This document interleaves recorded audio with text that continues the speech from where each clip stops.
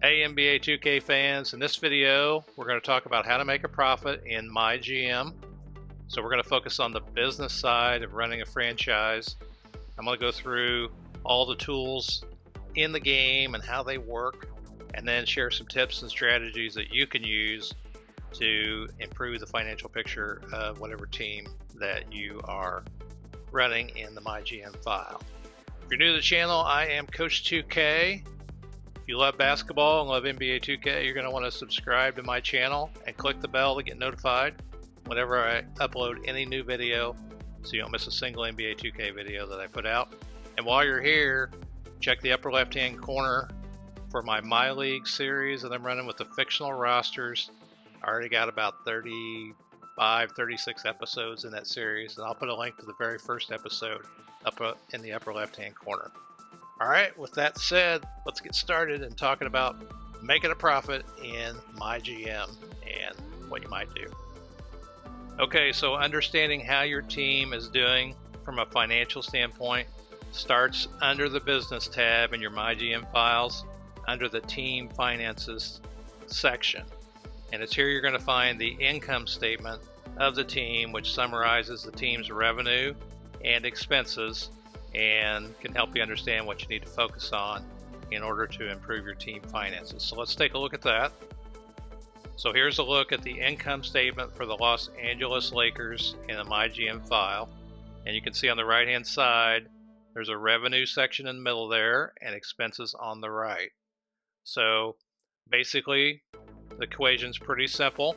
If your revenue is larger than your expenses, you make a profit. If your expenses are larger than your revenue, then you lose money. So the goal is to have more money in the revenue side than the expense side, and then you'll make a profit.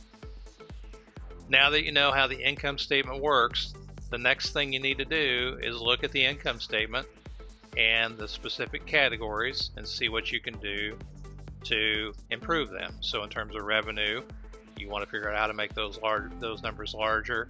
In terms of expenses, you want to figure out how to make those numbers smaller. So let's break down each category here and kind of talk about what you can do.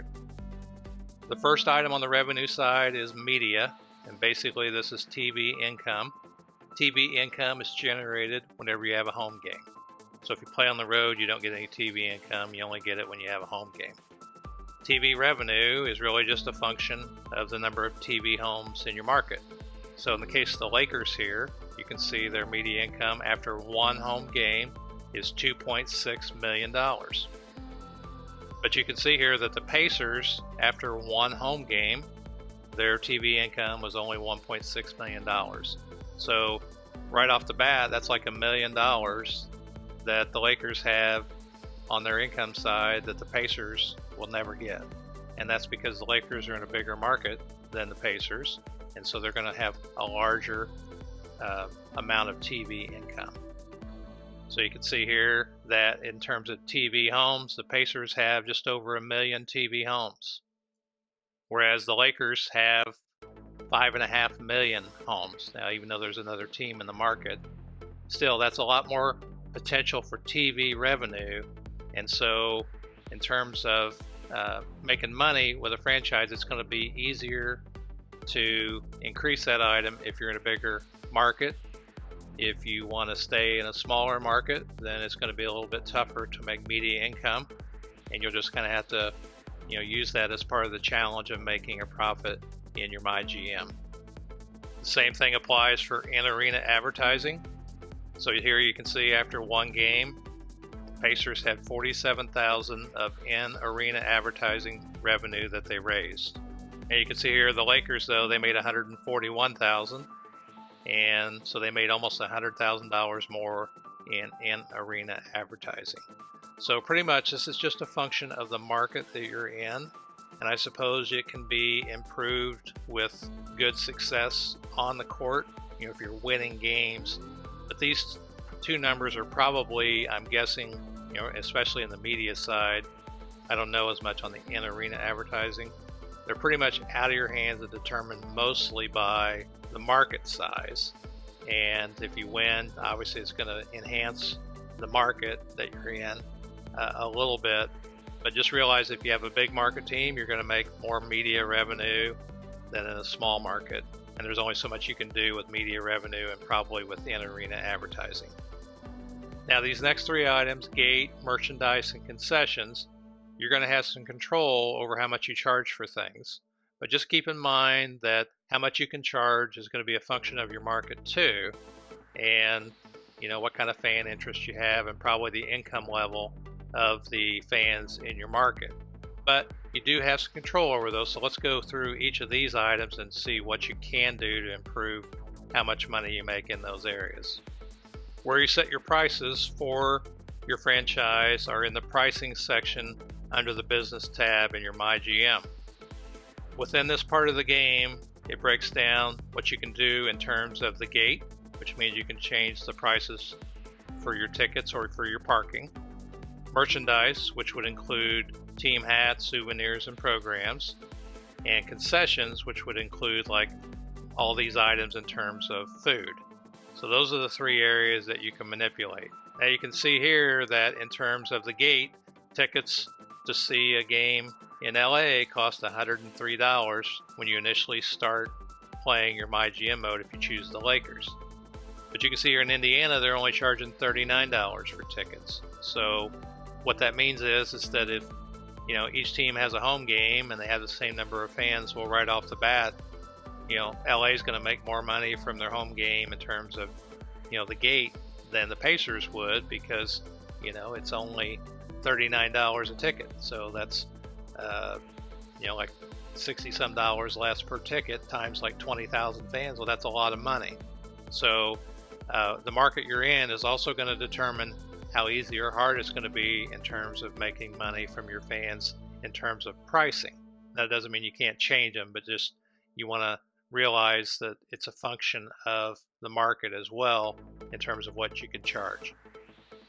So in order to make more revenue, one of the things I'll consider doing is raising prices.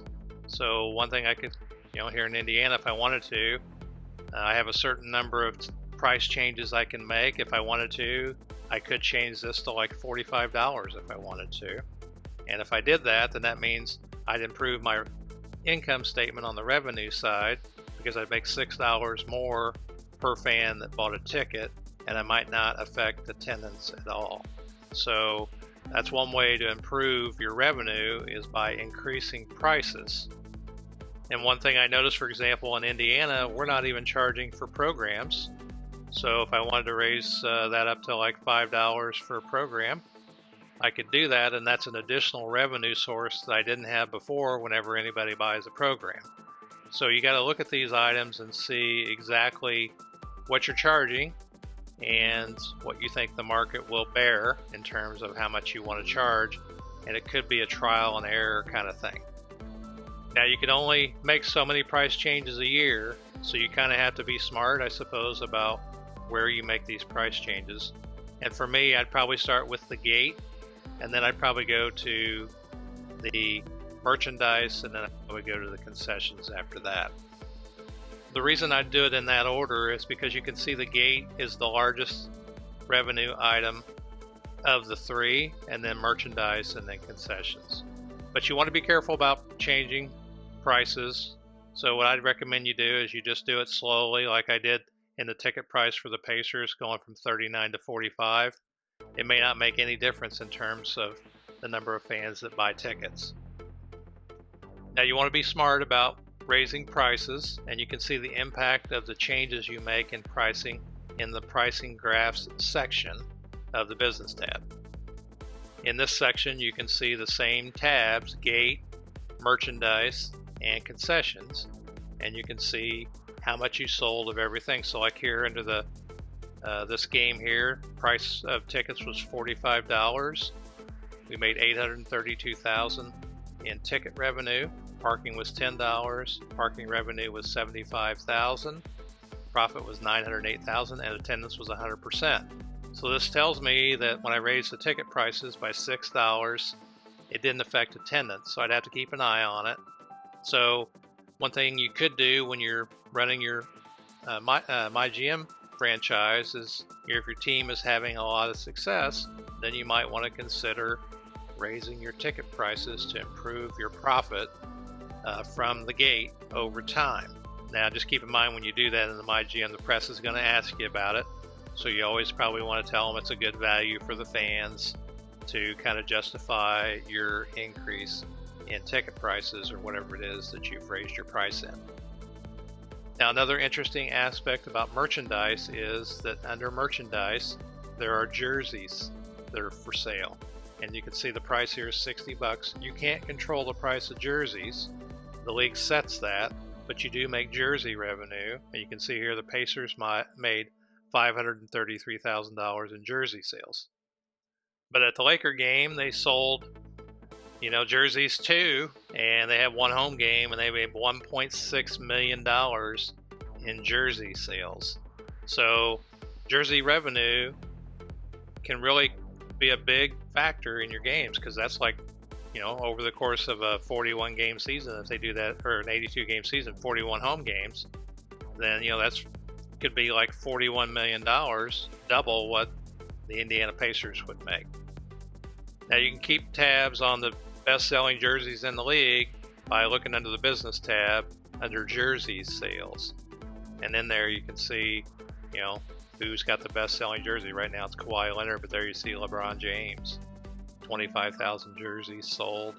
But what's interesting is, the Sixers have three of the top 7. That means they're going to probably make a lot more revenue in terms of jersey sales than maybe even the Lakers, and probably, definitely for sure the Pacers. So jersey sales come into play here as well. And so if you can get one of the top players in the league, they're going to justify some of their pay based on jersey sales that you're going to accumulate during the course of the season. The next item on the revenue side is playoffs. And so if you make the playoffs, then you can make additional revenue for your team. So you can see here in this case, the Pacers made the playoffs and they had a deep playoff run. And so they made $20 million in additional revenue for the team. And so it makes a lot of sense to make the playoffs every year if you're a small market team. Now, in order to have that additional $20 million in revenue, they had to make a really deep playoff run. They had to win the NBA championship. But big market or small, you can make additional revenue by making the playoffs, and it should be a critical part of your strategy to making a profit with your team. And that's to make the playoffs every year, because you're going to make additional revenue you would have made otherwise. And the last item on the revenue side of the income statement is the NBA revenue share. And so probably as a small market team, it's more likely that you're going to get revenue sharing from the league. Or if you're under the luxury tax, that might be another way you're going to get revenue sharing. You can see here it's a huge number. Why it's so huge this particular year, I don't really know for sure. But that number is going to range from hardly anything to like a large number here. And that's going to help your operations a great deal in terms of if you're a small market team especially. All right, so let's turn our attention to the expense side of the income statement and go through what these items do and what kind of control that we have over them. So the first item is team operations. And you're going to see expenses show up here whenever you have a road game. So obviously you got to travel to the game, and so that's the primary reason you're going to see money show up in team operations. So you won't see any increase there when you have a home game, just road games. On the flip side of the team operations for road games, you're going to see arena operations, and this is the cost to operate your home games. And so for the most part, for team operations and arena operations, largely that's going to be an area that you won't have a lot of control over. But just keep in mind, team operations are road expenses, arena operations are for home expenses. And even if you don't run promotions, you're going to get charged for promotions.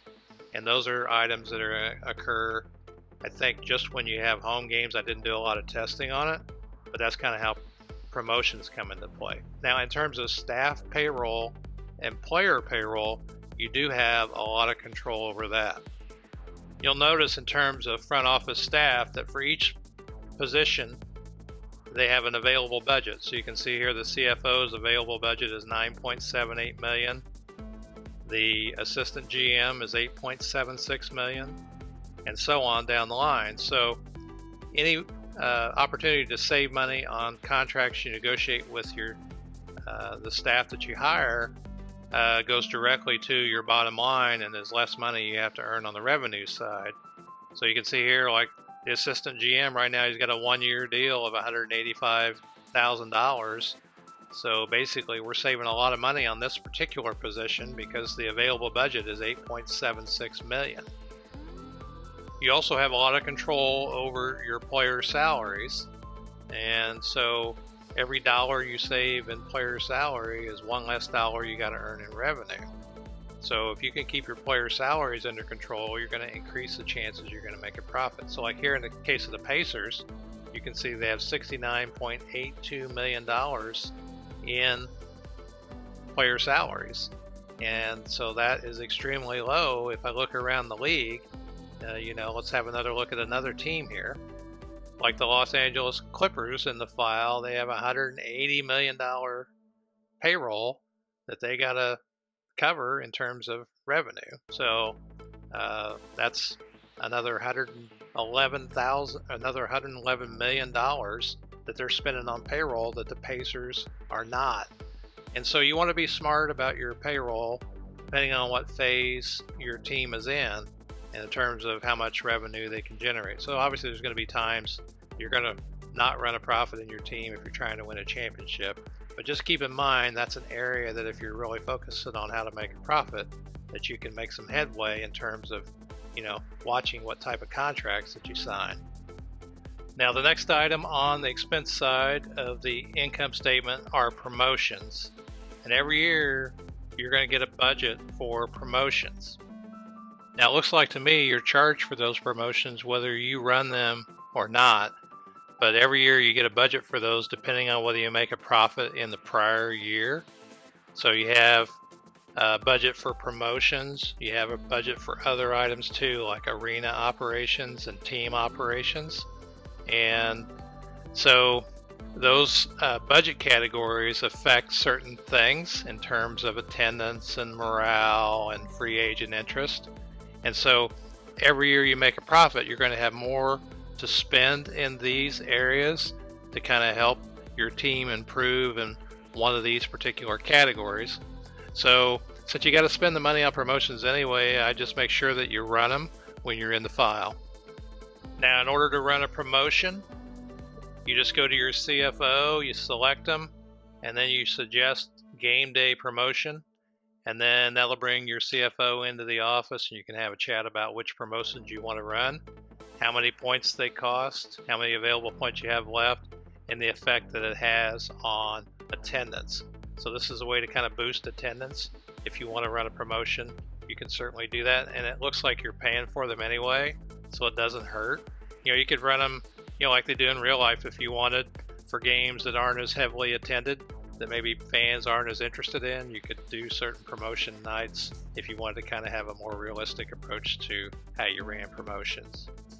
Now when we're talking about the budget that you have that you start the year with, every team has a different operating budget, and there's 3 tiers of budgets that you're going to start with when you start your particular team. And the first tier is like for the Kings here, their team operations, $20 million. They got an $8 million budget for staff.